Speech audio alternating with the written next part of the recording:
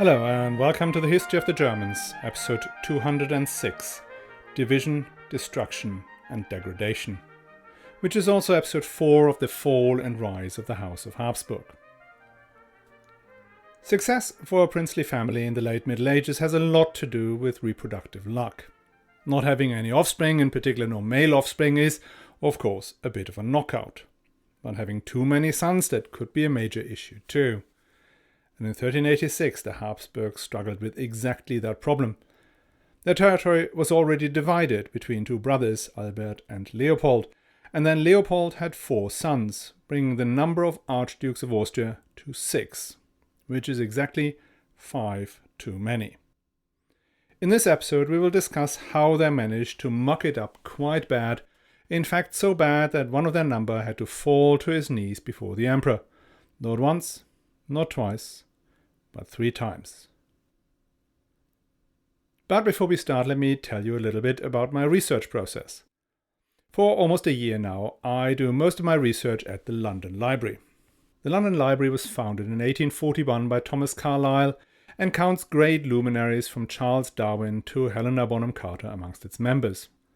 And what makes this space so special is not just its amazing history and the chance to bump into authors one has been admiring for decades, but the way it's organized. The London Library is a collection of books only rivaled by the British Library. But other than the British Library, the books are stacked by topics. So you can go to a section entitled History-Austria or Printing, or one on History-Sigismund Emperor. And that allows me to find books I would have never spotted in a library catalogue. For instance, in preparing this episode, I did borrow the books on the Habsburgs by Martin Rady, Andrew Wheatcroft and Jean Beranger. But whilst picking them up, I came across William Cox's History of the House of Austria from 1847. They may not cover the latest research, but it's written so vividly, I borrowed a few phrases from him. The same goes for Hugo Hansch's Geschichte Österreichs and an anthology about Oswald von Wolkenstein.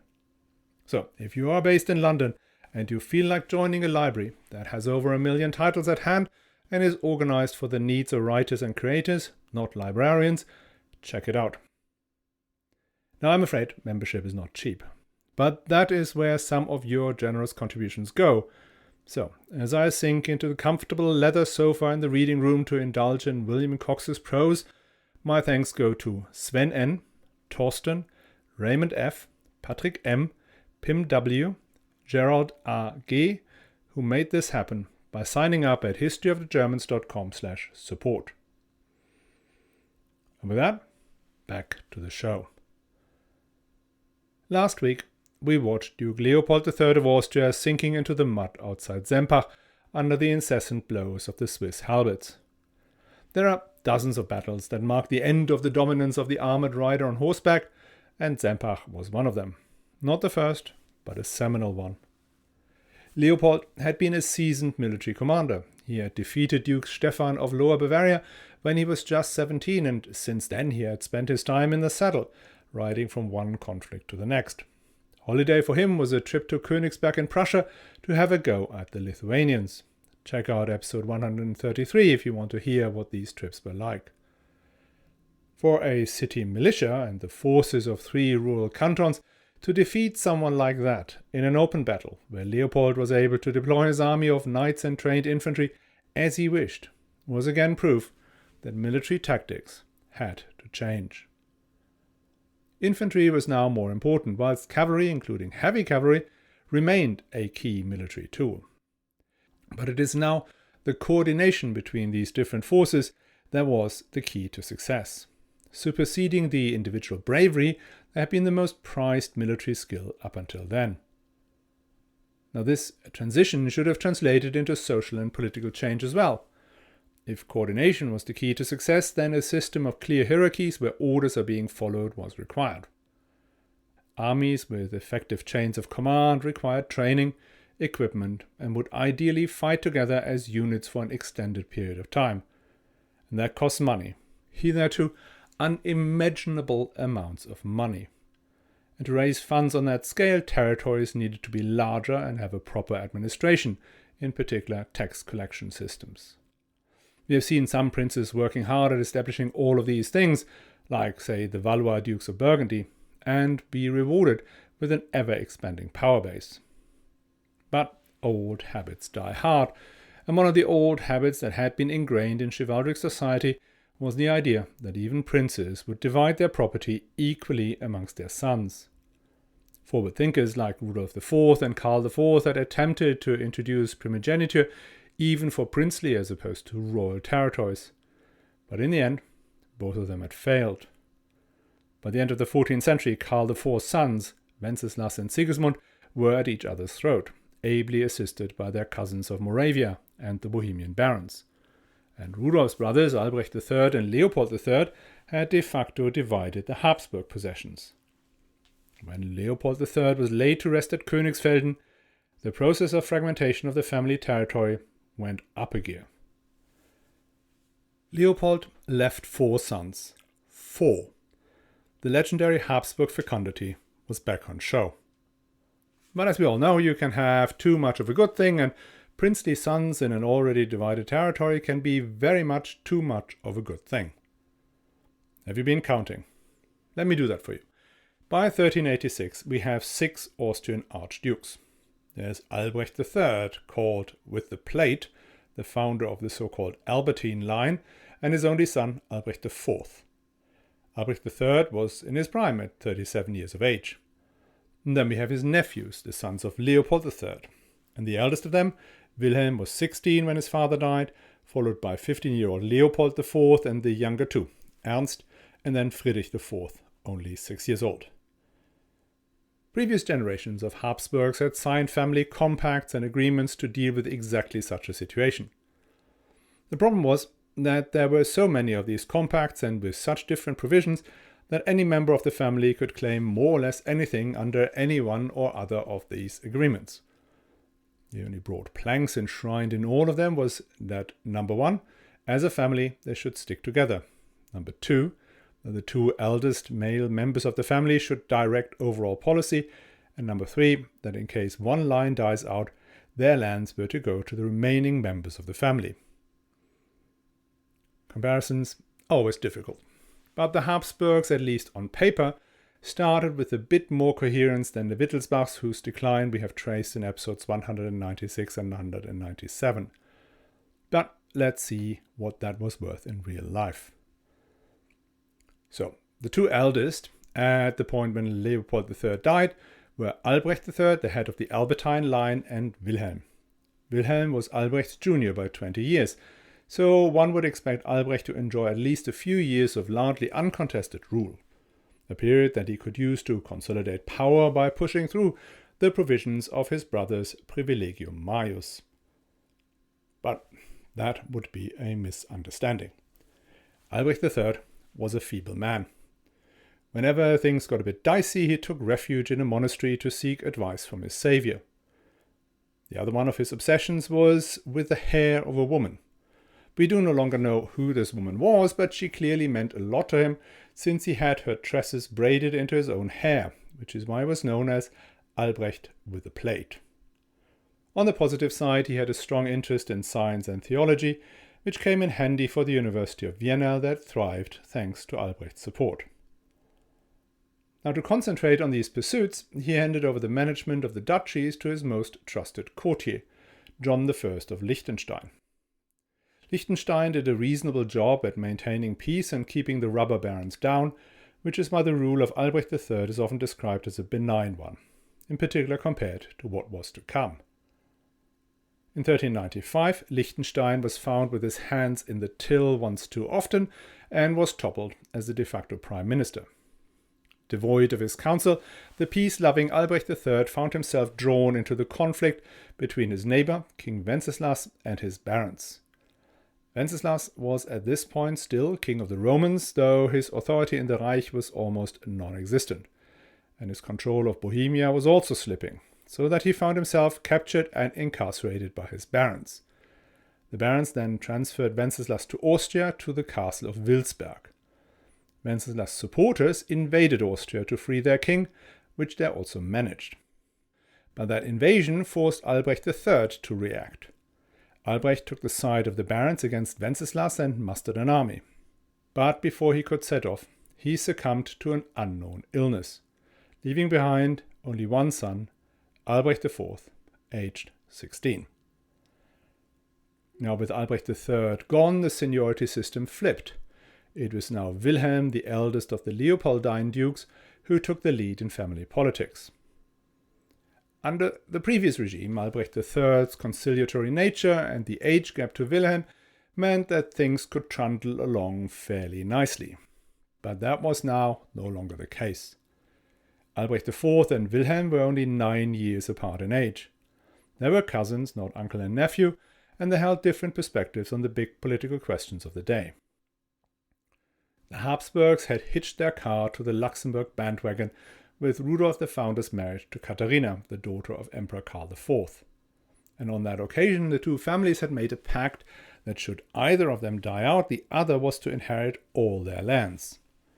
When Rudolf the Founder had died without offspring, Albrecht III had then married another of Karl IV's daughters, and they renewed the alliance, including the clause on the inheritance. So it was Luxembourg all the way for the House of Habsburg. It only became problematic when there was division within the House of Luxembourg. By 1402, the disagreements between the half-brothers, Wenceslas and Sigismund of Luxembourg, had reached boiling point. Sigismund had captured Wenceslas and, again, sent him over to his friends and allies, the Habsburg Dukes of Austria. That was a sign of great trust, but it also caused some major headaches for our two dukes.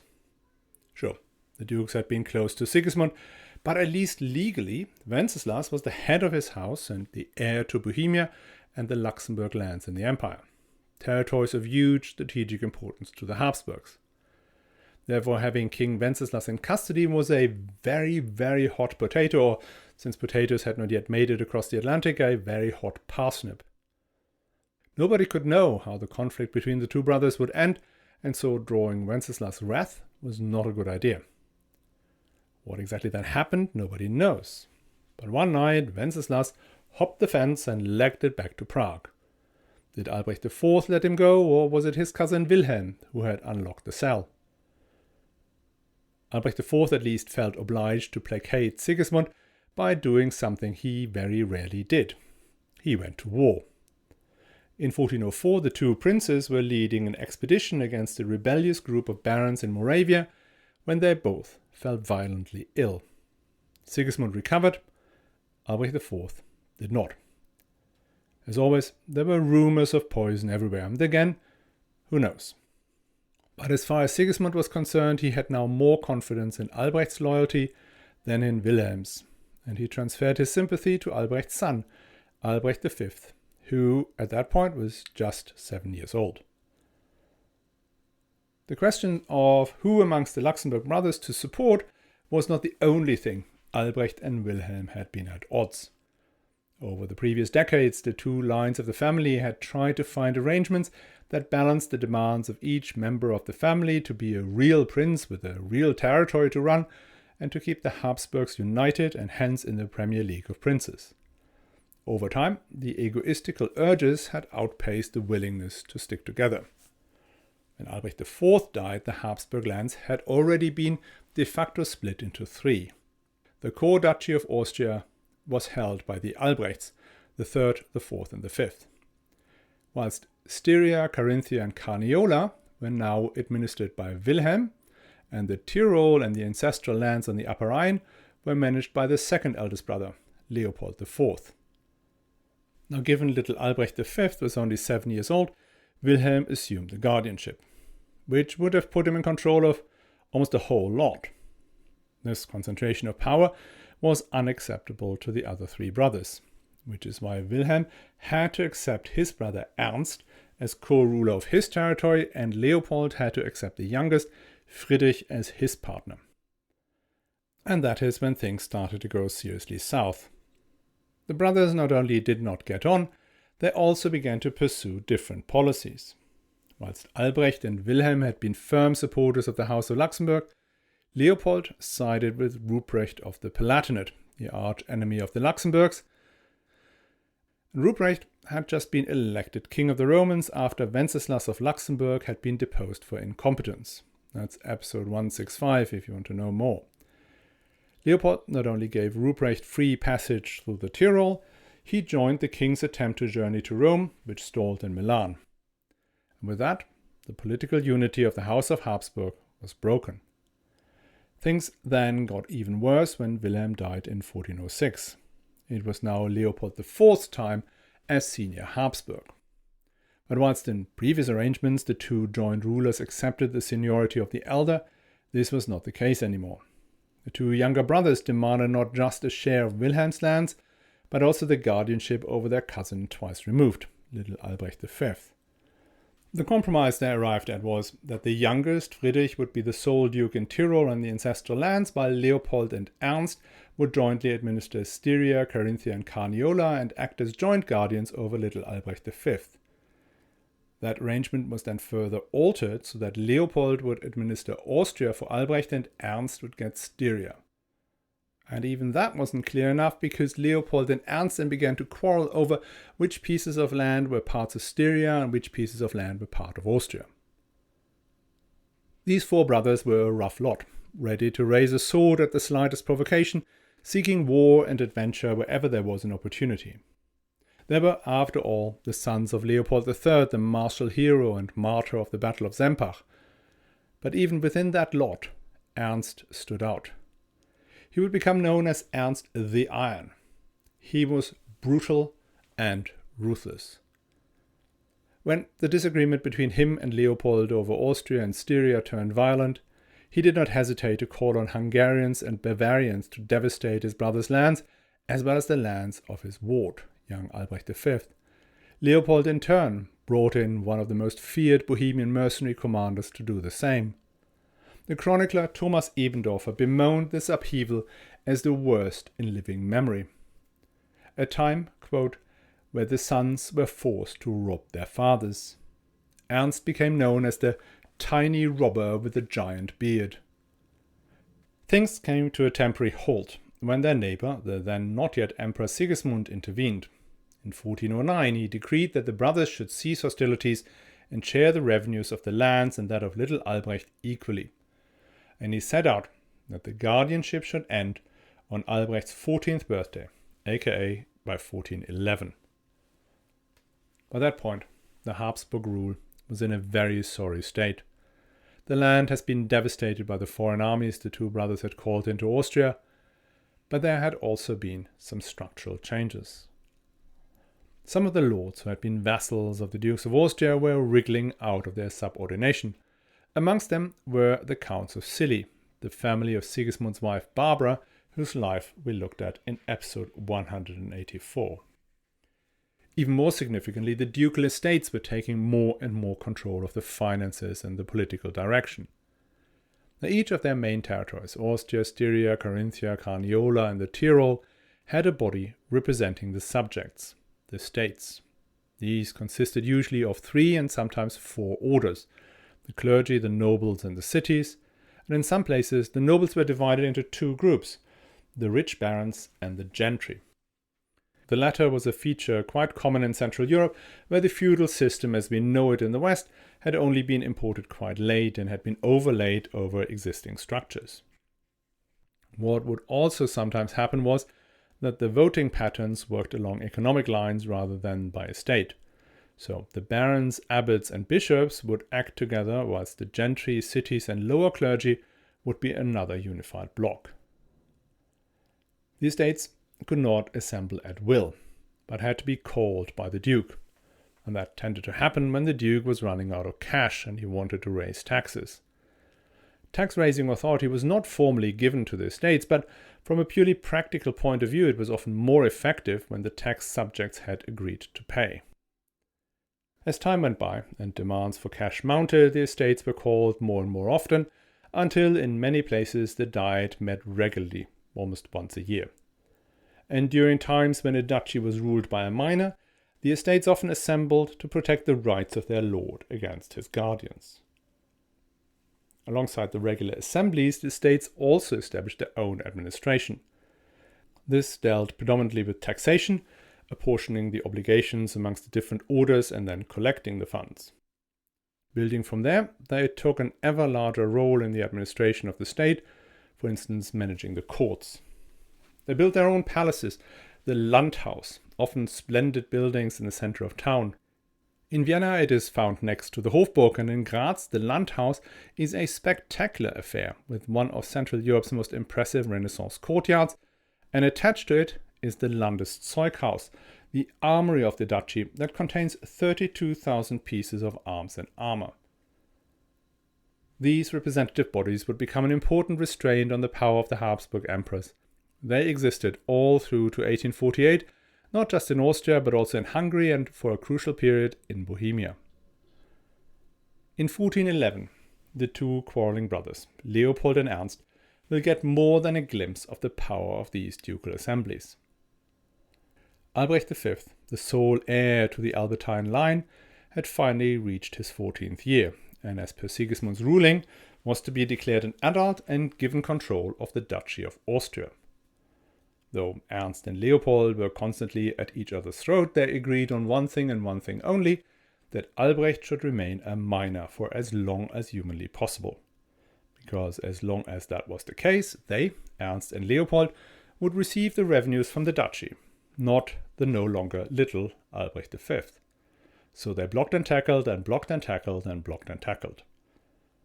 The states of Austria got increasingly irate about this selfish behavior. And even more importantly, they wanted to prevent another war between the brothers that would decimate their home. So they applied an unusual method. Several members of the Diet went to see Albrecht at the castle where he was living. They convinced him to skip his cousin's control and ride to Eggenburg, where the Diet declared him an adult and swore him allegiance.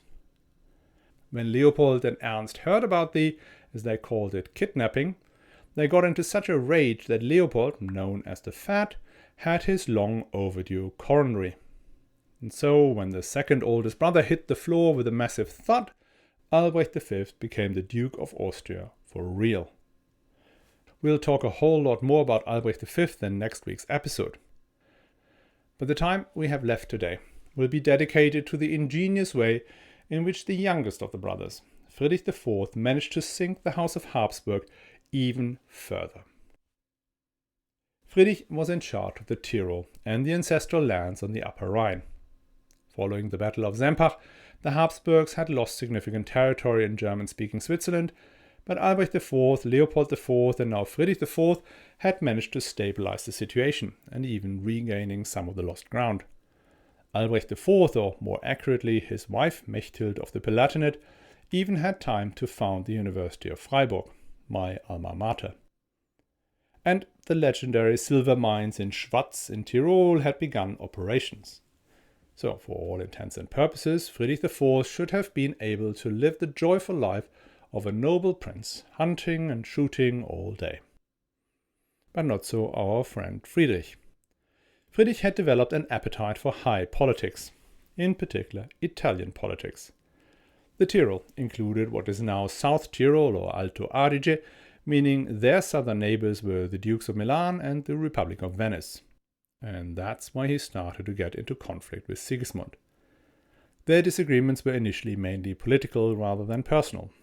In 1409, Sigismund had again confirmed the Erbverbrüderung, the commitment that either family would inherit the other's territories should they die out. And that could at least theoretically include Friedrich IV. That being said, the political differences between Friedrich and Sigismund kept mounting, in particular when Friedrich linked up with Venice, one of Sigismund's arch enemies. In 1413, by which time Sigismund had become king of the Romans, he explored options for the Swiss Confederation to attack Friedrich, which they did refuse. In 1414, Sigismund called the Great Church Council of Constance to bring an end to the schism that had resulted in 3 competing popes. Episodes 171 to 174 if you want to get the full picture.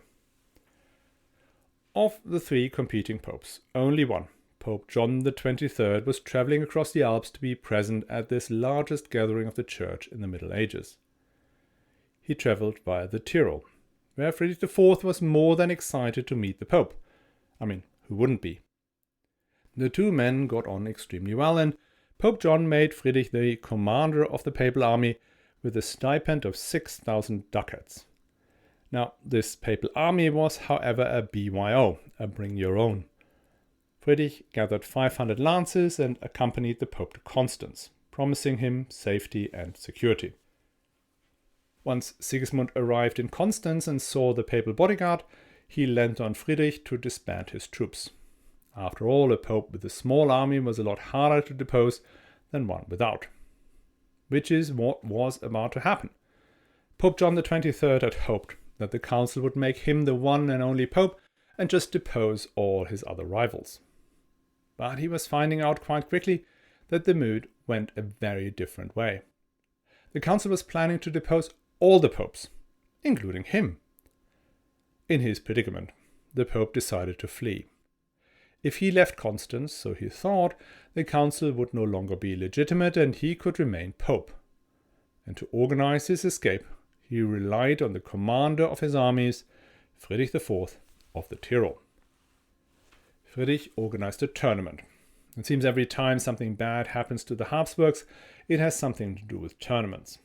Anyway, Friedrich organized a tournament, and everybody came, well, except for Pope John XXIII, who pointed to the papal ban on tournaments that had been formally in place for centuries by now, and had by now been ignored for centuries. So whilst everybody was watching grown men knocking each other unconscious for sport, John snuck out of the city and sought refuge in one of Friedrich's castles. Friedrich too skipped town once the tournament was over and before anyone had noticed a missing pope. That happened on March 20th, 1415. On March 22nd, Sigismund accused Friedrich of treason against Church and Empire. Another week later, without observing the usual 45-day grace period, Friedrich was put into the imperial ban and declared an outlaw. The council excommunicated him as well. Now anyone could kill Friedrich or occupy his lands without sanction. And to make sure this became a reality, Sigismund declared all of Friedrich's lands vacant fiefs and promised to grant them to anyone who could seize them quickly. Friedrich was completely stunned by this reaction. He had gone to Freiburg im Breisgau, waiting for the collapse of the council and the rewards from his papal benefactor/hostage. Instead, he received news that Zurich and Bern were sending troops into the Aargau, that the Count Palatine had taken his lands in Alsace, that Vorarlberg had fallen to his enemies, and that Sigismund's agitators were working on the estates of Tyrol to throw him out. Against such an onslaught, his spread-out forces stood no chance. The mighty fortress of Baden in Switzerland fell, and then the Habsburg itself was occupied by the city of Bern. Let me at this point hand over to William Cox, who described the scene in his inimitable 19th century fashion as follows. Friedrich, quote, sunk under his multiplied disasters and refusing to listen to the exhortations of the Pope and his adherents or to the voice of honor, yielded to the pusillanimous advice of Louis, Duke of Bavaria, and consented to deliver up the Pope and submit himself to the mercy of Sigismund. No prince of the empire has ever submitted to such indignities or experienced such degradations as Friedrich. To grace and witness his triumph, Sigismund summoned the most considerable princes of the empire and the ambassadors from the Italian states with the chief fathers of the council into the refectory of the Franciscan convent at Constance. The emperor having seated himself on his throne, Friedrich, accompanied by his nephew, the Burggraf of Nuremberg, and by his brother-in-law, Ludwig of Bavaria, entered the apartment and thrice prostrated himself. The eyes of the whole assembly were fixed on the unfortunate prince, and a dead silence prevailed, till Sigismund demanded, "What is your desire?" The Burggraf replied, "Most mighty king, this is Duke Friedrich of Austria, my uncle. At his desire I implore your royal pardon and that of the council for his offences against you and the church. He surrenders himself and all his possessions to your mercy and pleasure, and offers to bring back the Pope to Constance, on condition that his person and property shall remain inviolate. The emperor, raising his voice, asked Duke Friedrich, "Do you engage to fulfill these promises?" And the duke, in faltering accents, answered, "I do, and humbly implore your royal mercy." At this reply, a sensation of pity spread through the whole assembly. Even Sigismund himself seemed to be affected and said, "I am concerned that he has been guilty of such misdemeanors." Friedrich took the oath, by which he surrendered to Sigismund all his territories, from the Tyrol to the Breisgau, submitting to hold as a favour what the emperor should please to restore, and yielded himself as a hostage for the fulfilment of the conditions. Sigismund then took him by the hand and concluded the ceremony by observing to the Italian prelates, "You well know, reverend fathers, the power and consequences of the Dukes of Austria. Learn by this example what a king of the Germans can accomplish." End quote. As Cox said, such elaborate humiliations were rare, in particular of a prince whose family had already furnished 2+1 king of the Romans, and not long ago had been on par with the House of Luxembourg. It was meant to demonstrate the power that Sigismund had generated through his management of the Council of Constance, and may well be the high watermark of his political career. At the end of this process, Friedrich had become effectively landless. All territory that wasn't occupied by his enemies was now Sigismund's direct possession. Alsace was gone, several towns were razed to cities and given immediacy. The Swiss cantons were confirmed in their possession of the lands south of the Rhine, including the Habsburg and Baden. His subjects had sworn allegiance to the Luxembourger except for one, the Tyroleans. The estates of Tyrol did not want to become part of a Luxembourg empire, or worse, be in fief to a Bavarian duke. Instead, they called on Friedrich's brother, Duke Ernst the Iron, to come and lead the resistance. It was at this point, now this once richest of the imperial princes, owner of the largest silver mine in Europe, became known as Friedrich with the empty pocket. Given the family history, I am unsure whose ambitions Friedrich feared more, Sigismund and his allies or his brothers. But he needed to act to protect his lands, so he fled from Constance, breaking his solemn oath. He was put back into the imperial ban. Sigismund called on his princes to muster an army to execute his ban. I think this is where we're going to leave it for now. Friedrich IV, Count of Tyrol, Prince of the House of Habsburg, kneeling before Sigismund of Luxembourg. The ancestral castle of the Hawk, occupied by townsfolk from Bern and lost forever. The family humiliated. Surprising as this sounds, this is still not the low point for the Habsburgs.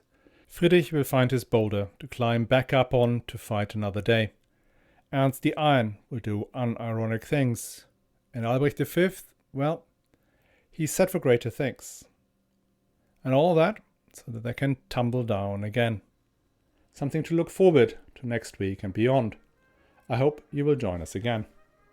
And if you find all this worth supporting, go to historyofthegermans.com/support, where you can find various options to keep this show on the road and advertising free.